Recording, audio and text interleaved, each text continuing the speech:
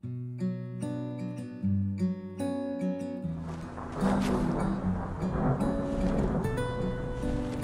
that's it. You've set us down this path. But are you ready for the consequences? She'll never paint again.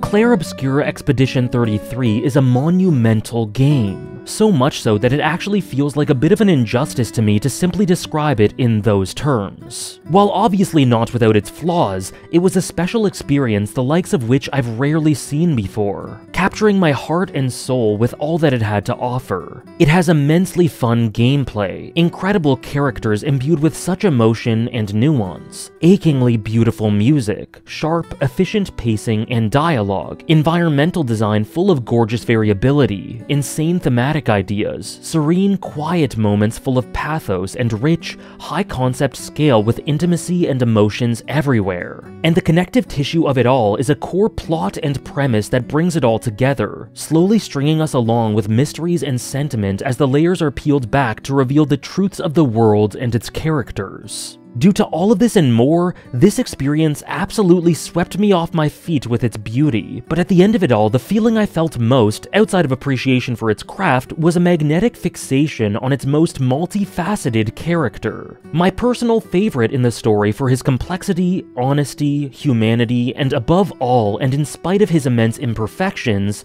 his love, as he struggles against everything to find some semblance of purpose in this husk of a broken world, with only these unplaceable, foreign yet familiar feelings to guide him. Verso is incredibly flawed as a person, understandably drawing ire from players all over for his decisions throughout the game and his manipulations of the party. He makes controversial decisions of wide-reaching consequence that cause strife and pain with an unflinching determination, and with a game that tackles this sort of subject matter, it's understandable to hate Verso. And yet, after coming to understand his situation and perspective and why he is the way he is, I'm mostly just filled with pity, sympathy, and understanding.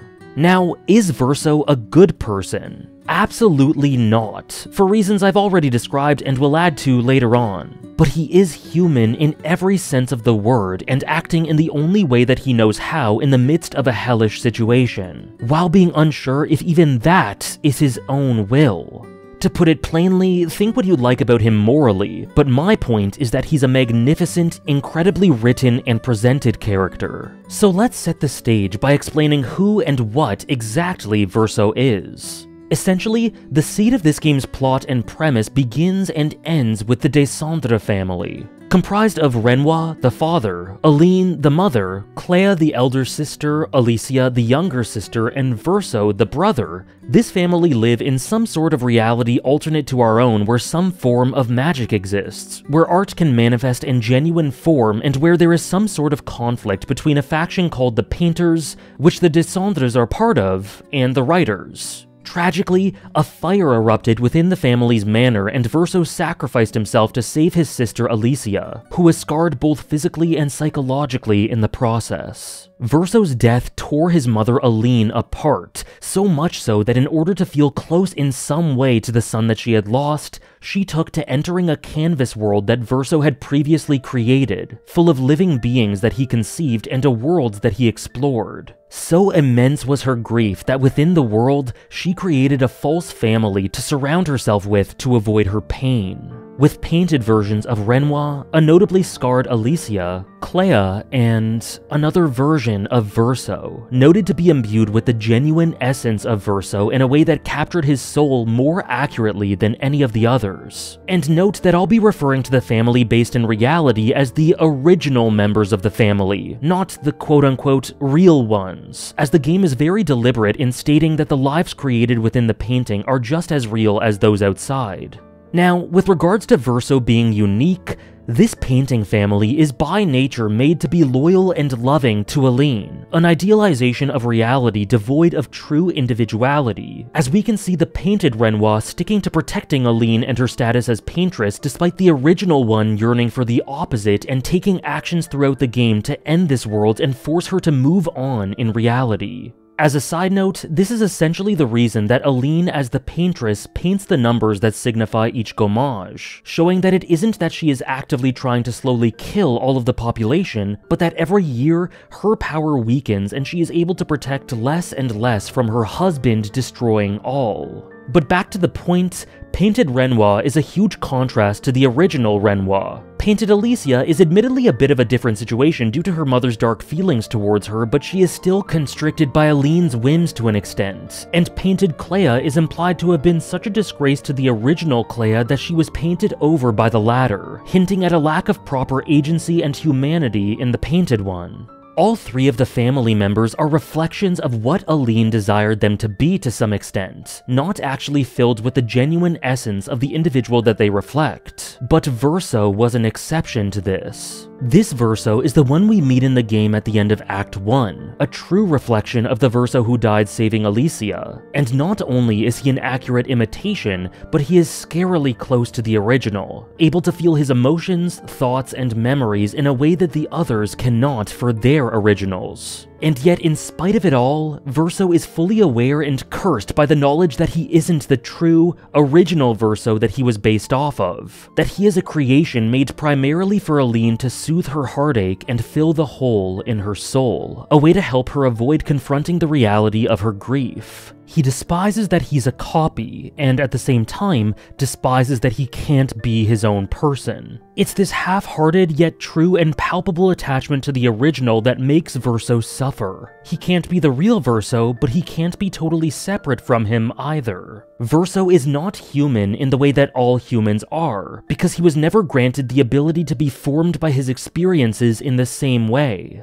The way he views and interacts with the world is not just colored by, but entirely dependent on the way that the original Verso felt, and as a result, he feels like his life is not his own. And it's not only that. As one would expect, he often feels insecure and draws comparison, wondering if he measures up to the original Verso, thinking of himself as a pale imitation in every way rather than a genuine individual. Verso feels that all that he feels is the result of someone else, that all his life is and all that he is defined by the chains of the original Verso, not allowing him to think or feel anything that the original would not. To him, he isn't independent and his soul is tied to this, and his life is a constant battle of trying with all his might to feel like he is his own person. As reflected throughout the story and even subconsciously through dialogue with others, like when he pushes the significance of needing to believe that your thoughts are of your own making to Lune. Why continue their work at all? I don't know. Maybe because I still hear their voices in my head, and running away won't silence them. They're dead. The voices aren't theirs. They're yours. Even if they were alive, the voices in your head, the voices you listen to, have to be your own. Is that how it works for you? Getting there. Sometimes it's hard to tell.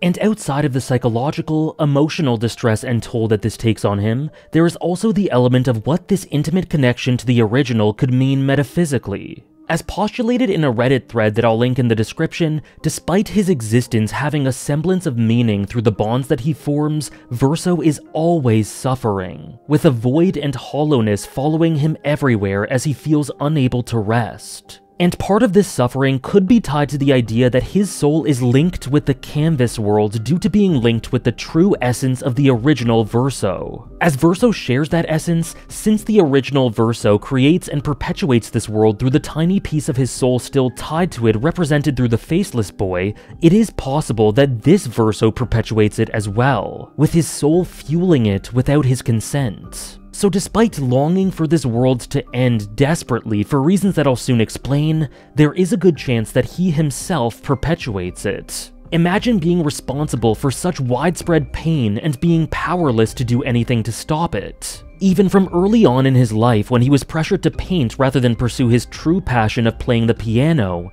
Verso is a cursed contradiction, his existence contrasting his true heart and sentiment, and this only adds to the lonely hell that his life is. tormented by pain, his own identity feeling false and half-hearted, seeing those he cares for die or unable to be free, and potentially in his mind being a contributor, unwillingly, to all of this agony. Sleep is not very restful for me. I used to have horrible dreams, but somehow it was worse when they stopped. Now it's just this oppressive void.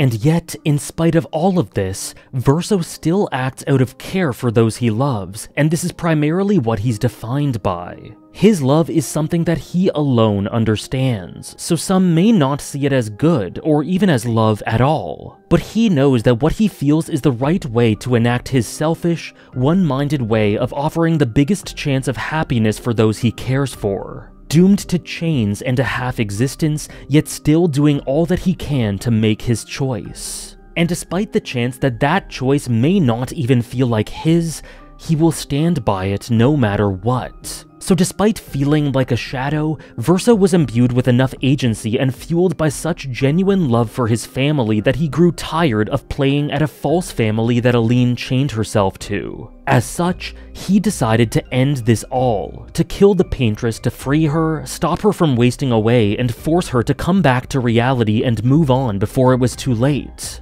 The canvas world would then be destroyed by Renoir with nothing to hold him back, with a nice byproduct of this for Verso being that he would finally be able to die and rest. So Verso joined expeditions to this end. He made friends, he drank and partied with comrades, and he went into battle with them. But for every connection that he made, he was forced to see it all stripped away as they all perished before him in this world that he perpetuated, with him having no way to die as every expedition failed. And that is a huge part of the devastation here. Like I said, Verso is defined by his connections, the care that he has for people, and he is in a constant state of trying to keep hold of those connections. But his tragedy is being forced to pick and choose which he values most at the deathly expense of those not chosen, the inhumane way that he has to endure a torturous eternity with such a convoluted sense of self, and the fact that he will bear all the hatred that he can to do right by his family regardless of everything. It is flawed, it is selfish, it is morally bankrupt at times. But despite desiring to end and die, Verso is never primarily driven by that need to die. It's always his second most important motive behind helping the people he cares about. Yet the way that he begs against the torturous existence that he's forced into in Maelle's ending shows the depths of his torment, and that more than anything, he yearns to rest. You can do this, please. Unpaint me. Unpaint me. Please.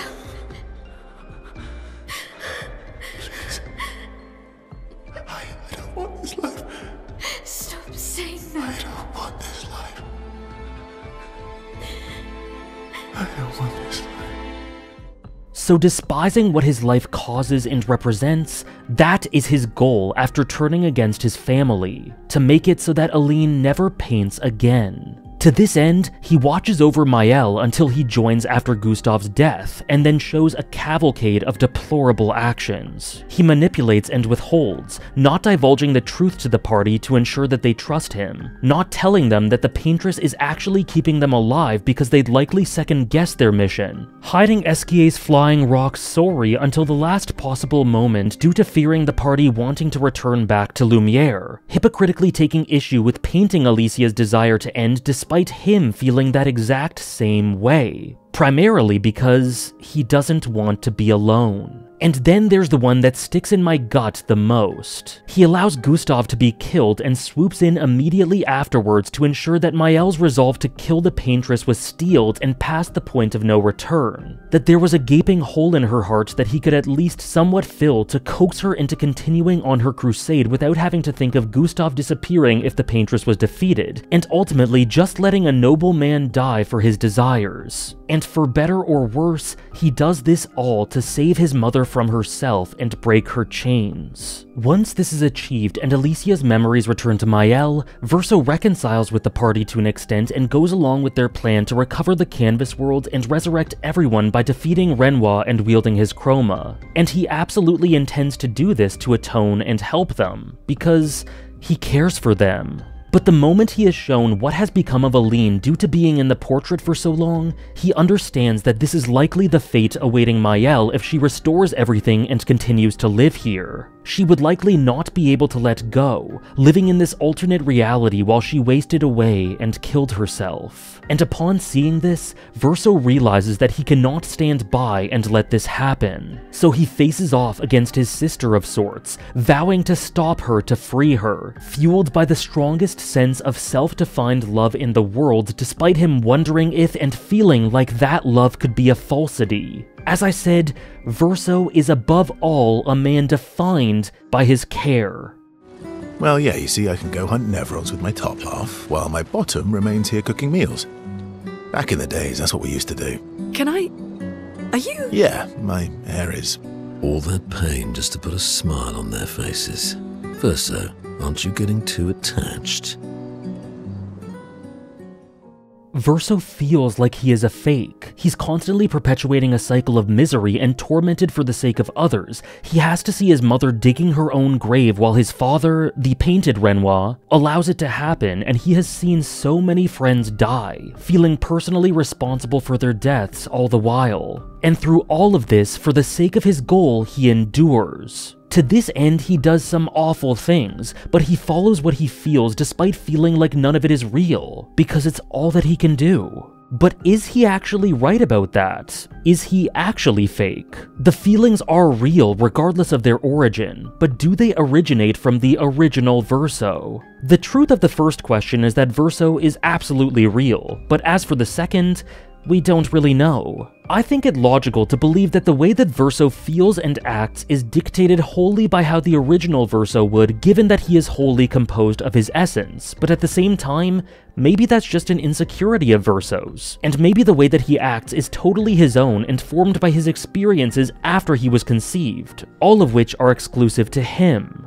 But then again, maybe the foundation of his self not being a blank canvas is the big issue here. Is he an individual, or should he be viewed as an extension of the original Verso rather than a genuine person? These are the questions that torment him, and I know that I definitely consider him to be an individual, but one can understand why he would have trouble thinking that himself. Regardless, he went against his simultaneously real and false family to allow his mother to rest, and then tried to help his sister maintain the canvas world despite that meaning that his hell would continue, willing to endure that for her. He is strikingly silent throughout the entirety of the final confrontation, but once he sees what Maelle staying in the canvas world would do to her, he refuses to let the world remain as is, and for the second time, forsakes everything to free his family by defeating his family, understanding that this would lead to the death of a genuine world, including his friends in Lune, Ciel, Esquier, and Minoko, and choosing to forsake them anyway. It's time to stop painting.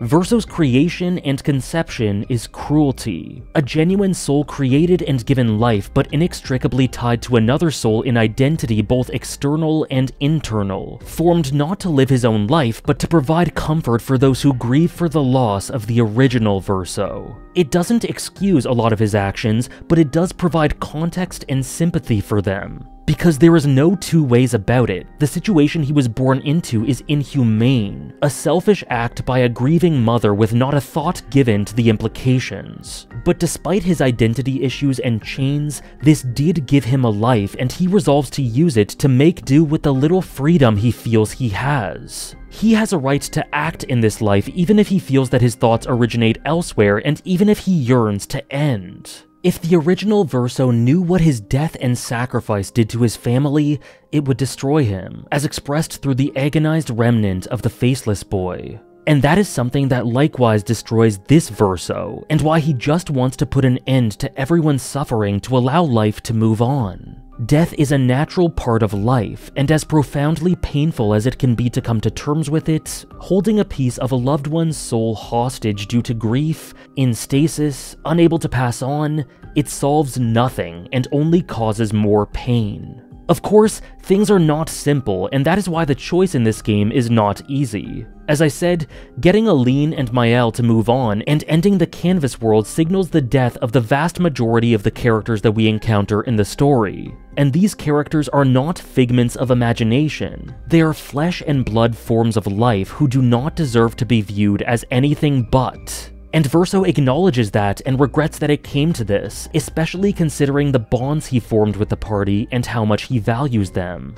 But at the same time, the minute he saw what would become of Maelle after staying in this world, there was only ever one choice. It's just who he is. It's in the blood of Verso to put family above everything.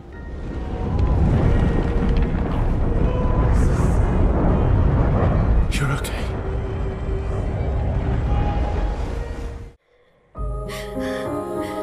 You're okay. You're okay. You're okay.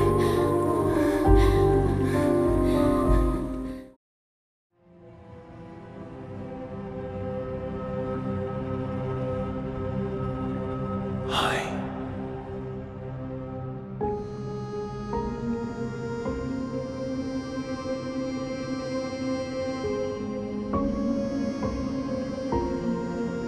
You're tired of painting, aren't you? I'm tired too.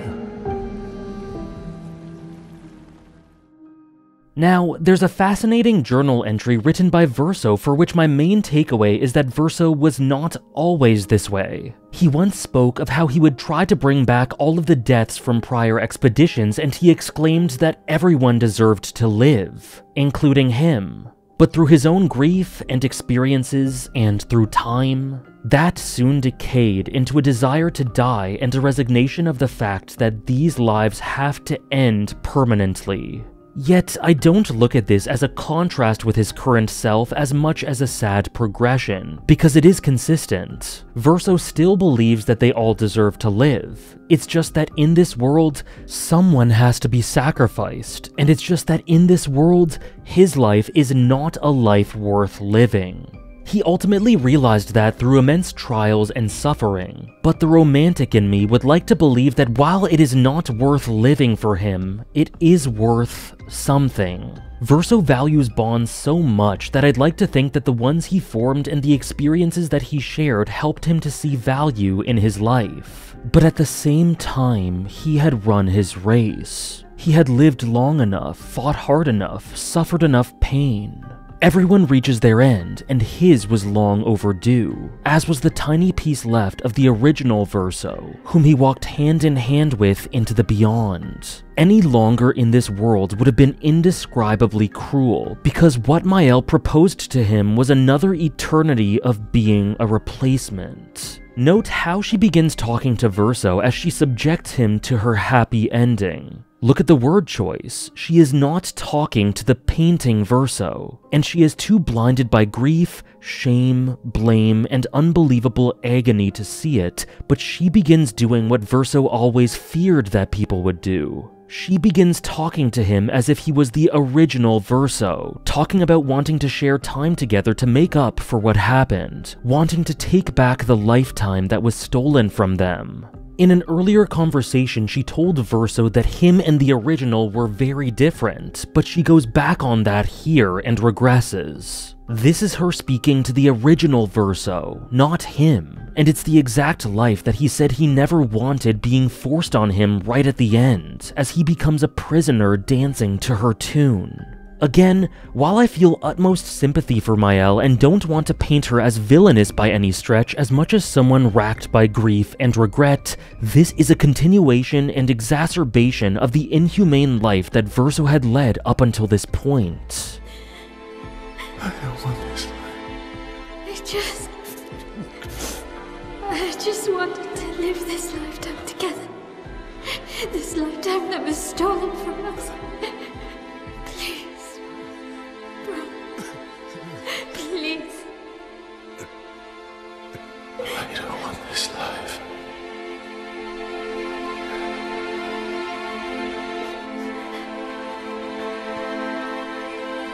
Help me. Help me.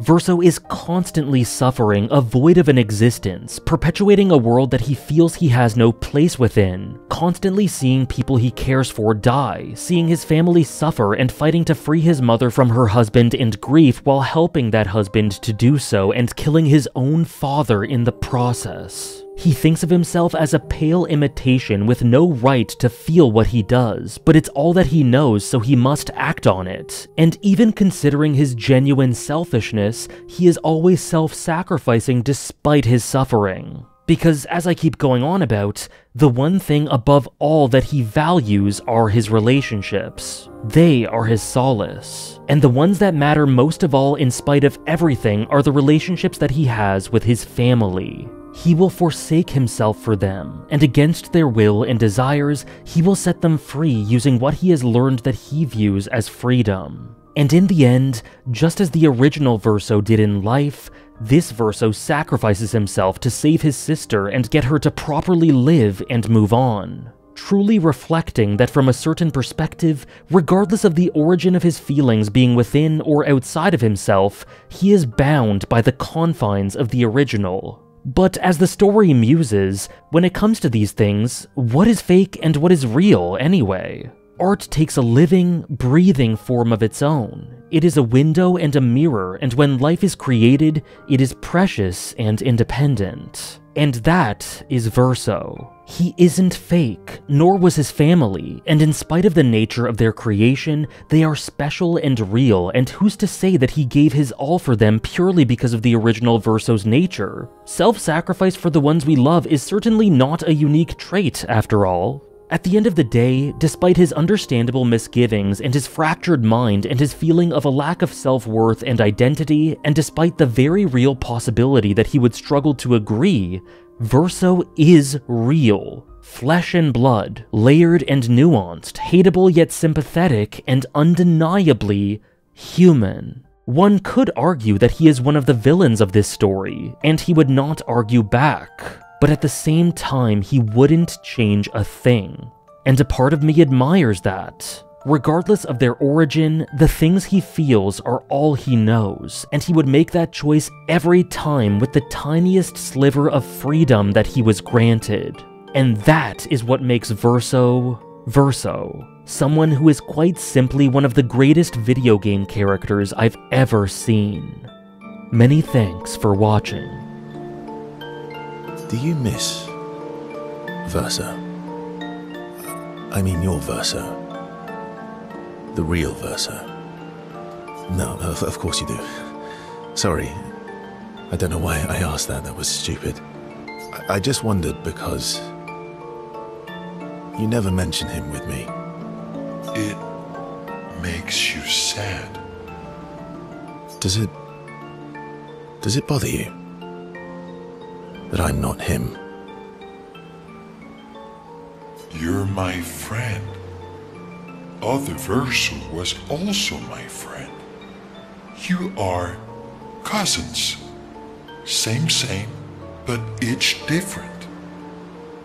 Why would that bother me? Esquier, thank you, mon ami. Let's keep going on adventures forever.